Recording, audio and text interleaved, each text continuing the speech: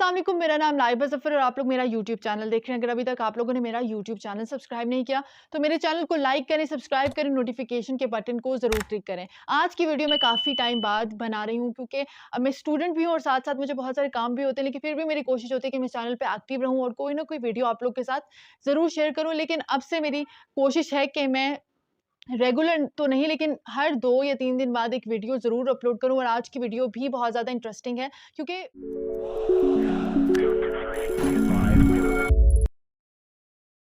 आप स्क्रीन पर देख सकते हैं कि ये स्मॉल वोल्केनिक आइलैंड है साउदर्न कोस्ट ऑफ जापान के और जिसका नाम है मेगुशिमा। कोई भी नहीं रहता इस आइलैंड पे और फुटेज देख सकते हैं, ये 2003 की फुटेज है। यहाँ पर आप देख सकते हैं कि कंस्ट्रक्शन वर्कर्स दाखिल हो रहे हैं। ये कंस्ट्रक्शन वर्कर्स इस एरिया में क्यों दाखिल हो रहे हैं जबकि यहाँ पर कोई रहता नहीं है? इनका टास्क ये था कि वो इस आइलैंड में कुछ रनवेज बनाए और स्टोरेज फैसिलिटी बना सकें, एम्यूनिशंस को इकट्ठा करने के लिए, एम्यूनिशंस को रखने के लिए और मिलिट्री ट्रूप्स को रखने के लिए। जापान की गवर्नमेंट ने लोकल फिशरमैन को बाकायदा पैसे दिए हैं कि वो इस आइलैंड के इर्द-गिर्द ना जाएँ। ऑब्वियसली आपको पता है कि जापान में फिशिंग का जो काम है वो बहुत ज़्यादा कॉमन है और बहुत ज़्यादा लोग फिशिंग का काम करते हैं। तो जापान की गवर्नमेंट ने लोकल फिशरमैन को मना कर दिया कि वो इस आइलैंड के इर्द-गिर्द ना जाएँ, क्योंकि वो इस आइलैंड को मिलिट्री बेस बना रहे थे। ये आइलैंड जापान ने बनाया, लेकिन इसका लिंक कहीं न कहीं यूएस के साथ ज़रूर है। आगे चल के मैं बताऊँगी कि ये लिंक कहीं न कहीं नहीं बल्कि पूरा ही लिंक यूएस के साथ है। ऑब्वियसली यूएस की मिलिट्री ड्रिल्स करता रहता है पूरी दुनिया में और क्योंकि उसका वर्ल्ड ऑर्डर चल रहा है, इस वज़ह से वो कहीं पर भी मिलिट्री ड्रिल्स कर सकता है। तो इस आइलैंड पे यूएस ने मिलिट्री ड्रिल्स स्टार्ट की हैं। अब क्यों स्टार्ट की हैं आप देख सकते हैं स्क्रीन पे कि करीब ही चाइना है।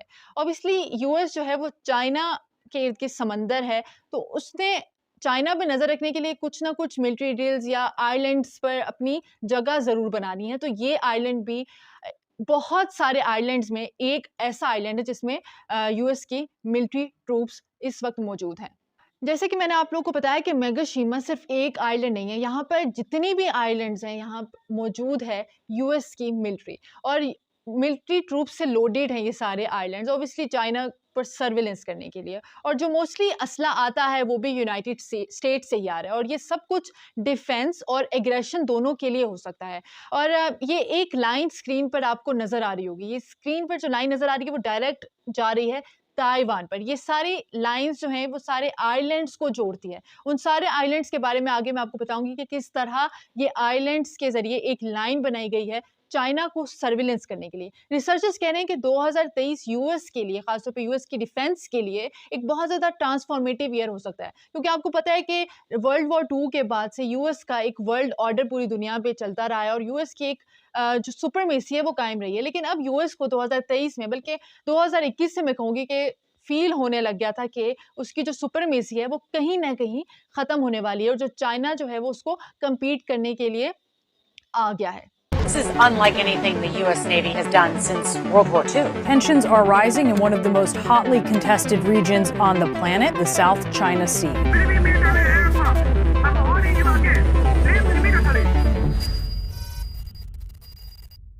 यूएस डिपार्टमेंट ऑफ डिफेंस ने 2022 में एक डिफेंस का डॉक्यूमेंट जारी किया था जो कि बहुत ज़्यादा इंपॉर्टेंट डॉक्यूमेंट था और इस डॉक्यूमेंट को ज़्यादा डिस्कस नहीं किया गया क्योंकि हमेशा से समझा गया है कि ये कन्वेंशनल डॉक्यूमेंट है, यूएस आर्मी के बारे में डॉक्यूमेंट है, लेकिन ये यूएस आर्मी से ज़्यादा किसी और चीज़ पर इस डॉक्यूमेंट के अंदर ज़्यादा फोकस किया गया था। इसमें एक प्रॉपर एनालिसिस दिया गया है कि यूएस का आगे क्या स्ट्रैटेजी होगी, क्या डिफेंसिव स्ट्रैटेजी होगी। लेकिन सबसे ज़्यादा खास बात इस डॉक्यूमेंट में ये थी कि इस पर सबसे ज़्यादा फोकस यूएस आर्मी से ज़्यादा चाइना पर किया गया था कि चाइना के अगेंस्ट डिफेंस और एग्रेशन को तैयार करने के लिए यूएस आर्मी की और यूएस की क्या स्ट्रैटेजी होगी। ऑब्वियसली हम सबको पता है कि वर्ल्ड वॉर 2 के बाद से यूएस का जो एक वर्ल्ड ऑर्डर बना जिसमें यूएस ने अपनी पूरी सुपरमेसी कायम की और यूएस एक सुपर पावर बना, तो सबकी नाक में यूएस की आर्मी ने तंग करके रखा था, खासतौर पर मिडल ईस्ट और थर्ड वर्ल्ड कंट्रीज में। यूएस डिपार्टमेंट ऑफ डिफेंस ने 2022 में एक डॉक्यूमेंट जारी किया जो कि डिफेंस का डॉक्यूमेंट था और सबने इसको बहुत ज़्यादा नॉर्मली लिया कि यूएस की डिफेंस स्ट्रैटेजी के बारे में होगा, लेकिन ये यूएस की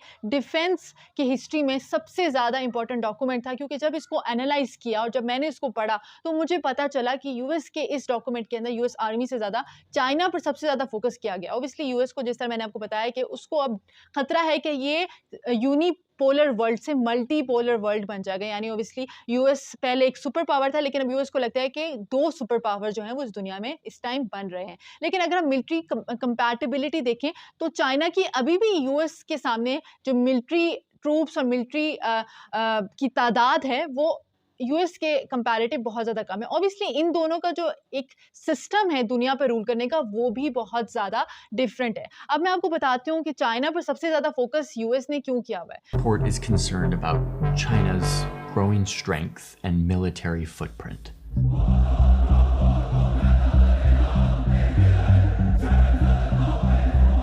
How China is coercing its neighbors, disregarding ocean boundaries, testing missiles, bullying fishing vessels in other countries' waters, building islands and military bases on those islands, and flying over other countries' airspace. And especially in Taiwan, the island that China claims as their own and where the globe gets nearly all of their advanced microchips.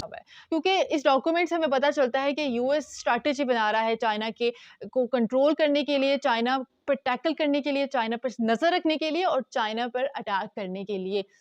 ये पूरा document हमें ये पूरा एक analysis देता है। आपको पता है कि यूएस जब सुपर पावर बना और जो सुपर पावर बन रहा था उसका एक तरीका था कि वो दुनिया में छोटे ममालिक को, खासतौर पे मिडिल ईस्ट में जहाँ पर उसको फ़ायदा नज़र आता था, उन पे अपनी मिलिट्री एड के ज़रिए कंट्रोल करने की कोशिश करता था या फिर प्रॉक्सी वॉर्स कराता था और फिर ये ज़ाहिर करता था कि मैं इन वॉर्स को ख़त्म कराना चाहता हूँ। इसके अलावा अफ़गानिस्तान में आपने देखा कि पूरी दुनिया इन्वॉल्व थी वॉर ऑन टेरर में। इसके अलावा आप मिडिल ईस्ट में देख सकते हैं इराक, सीरिया, किस तरह यूएस जो है वो इन्वेड करता रहा, इन मुल्कों को तबाह करता रहा और अपनी एक सुपरमेसी कायम करता रहा। लेकिन अगर इसके बरक्स चाइना को देखा जाए तो चाइना का गेम प्लान जो है वो बहुत ज़्यादा मुख्तलिफ है। चाइना अपनी सुपरमेसी कभी भी मिलिट्री के ज़रिए नहीं करना चाहता। चाइना का जो प्रोजेक्ट है BRIC पैक और बहुत सारे इकोनॉमिक प्रोजेक्ट्स आप देख सकते हैं कि मिडिल ईस्ट से जब यूएस रवाना हुआ तो चाइना ने अपनी एंट्री कर दी और वो भी किस तरह की, अपने इकोनॉमिक प्रोजेक्ट्स लगा के। चाइना की स्ट्रैटेजी यही है कि चाइना इकोनॉमिक प्रोजेक्ट्स के ज़रिए अपनी सुपरमेसी कायम करे। इसके अलावा आप देख सकते हैं कि अफ़गानिस्तान में भी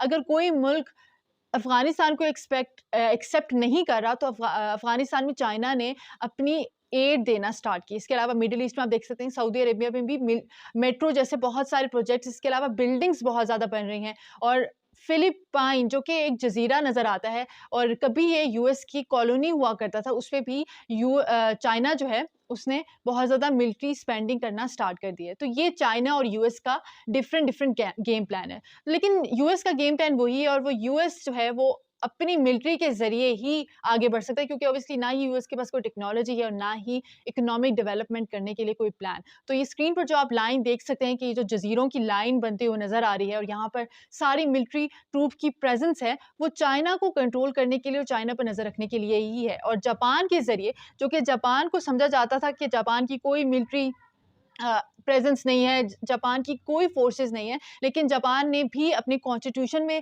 ये कैटेगोरिकली लिख दिया है कि जापान की जो मिलिट्री है वो अब डिफेंस पर्पस के लिए होगी और यूएस जो है वो जापान का पूरा फ़ायदा उठा रहा है। और आप ये स्क्रीन पर देख सकते हैं कि किस तरह इन जजीरों की एक लाइन है जो कि डायरेक्ट ताइवान की तरफ जा रही है और ऑब्वियसली आपको पता है कि ताइवान में यूएस का कितना बड़ा इंटरेस्ट है। श्रीलंका जो कि एक छोटा सा मुल्क हमें नज़र आता है, यहाँ पर भी 22,000 मिलिट्री ट्रूप्स यूएस की मौजूद हैं। सिंगापुर में यूएस नेवी मौजूद है। ये आहिस्ता आहिस्ता करके यूएस ने पूरे 70 सालों में यहाँ पर मिलिट्री ट्रूप्स को तैनात किया है। लेकिन यूएस को कभी भी अंदाज़ा नहीं था कि चाइना जो है वो सुपर पावर बनने के लिए उभरेगा और उसकी इकॉनमी बहुत ज़्यादा स्ट्रॉन्ग हो जाएगी। वो ऑब्वियसली अपनी इस खित्ते में हेजमनी कायम करने के लिए मिलिट्री ट्रूप्स को डिप्लॉय करता था। लेकिन अब ये जो मिलिट्री ट्रूप्स हैं और जो यूएस का टिल्ट है वो ऑटोमेटिकली चाइना की तरफ चला गया है। और इसी चेन में आप छोटे छोटे 2 और आइलैंड्स देख सकते हैं, यहाँ पर भी यूएस की मिलिट्री की प्रेजेंस है और ये आइलैंड्स जो हैं वो इनकी तादाद बहुत ज़्यादा है, लेकिन मैप में सिर्फ इन्हीं को स्पेसिफिकली मैंने पॉइंट आउट करना है तो आपको ये मैप में नज़र आ रहे हैं। इसके अलावा लास्ट आइलैंड जो इस चेन में शामिल है वो है योनागामी, जो कि ताइवान का नेबर है और बहुत ज़्यादा करीब है ताइवान से। तो आप ये पूरी लाइन देख सकते हैं, ये पूरी कर्व वाली लाइन है और आप ये भी देख सकते हैं कि चाइना के कितने ज़्यादा करीब है। चाइना की कोई भी शिप यहाँ से गुजरेगी, चाइना की कोई भी सबमरीन यहाँ से गुजरेगी। जो इकोनॉमिक बेसिस यहाँ से गुजरती हैं ओबियसली सारे शिप्स के ज़रिए ही पूरी दुनिया में चाइना के जो पूरा प्रोडक्ट्स वगैरह सब कुछ है चाइना की यहीं से गुजरती हैं। तो सर्विलेंस करने के लिए पूरी चेन जो है वो प्रॉपर बना दी गई है और ये फर्स्ट पार्ट है इस चेन का जो मैंने आज की वीडियो में आप लोगों के साथ डिस्कस किया है। नेक्स्ट वीडियो में इंशाल्लाह मैं आप लोगों को पूरी चेन के हवाले से बताऊंगी जो बनाई है यूएस ने, और ये पूरी चेन फिलीपाइंस तक जा रही है। ऑब्वियसली बहुत ज़्यादा स्ट्रॉन्ग एक नेटवर्क बना दिया है यूएस ने चाइना के खिलाफ, और चाइना को ऑब्वियसली बहुत ज़्यादा टेंशन भी हो रही है, और इसीलिए चाइना जो है वो अपने क्लेम ताइवान से रिगार्डिंग जो है वो उसको मज़ीद स्ट्रॉन्ग करता जा रहा है, बुलिस्टर करता जा रहा है, ताकि यूएस जो है वो अपनी ये जो गेम है वो स्ट्रॉन्ग करे, और चाइना जो है वो अपनी इकोनॉमिक गेम को स्ट्रॉन्ग करता रहे। इसी तरह की अगर आप मज़ीद इंटरेस्टिंग वीडियोस देखना चाहते हैं तो मेरे चैनल को ज़रूर लाइक करें, सब्सक्राइब करें और नोटिफिकेशन के बटन को ज़रूर क्लिक करें।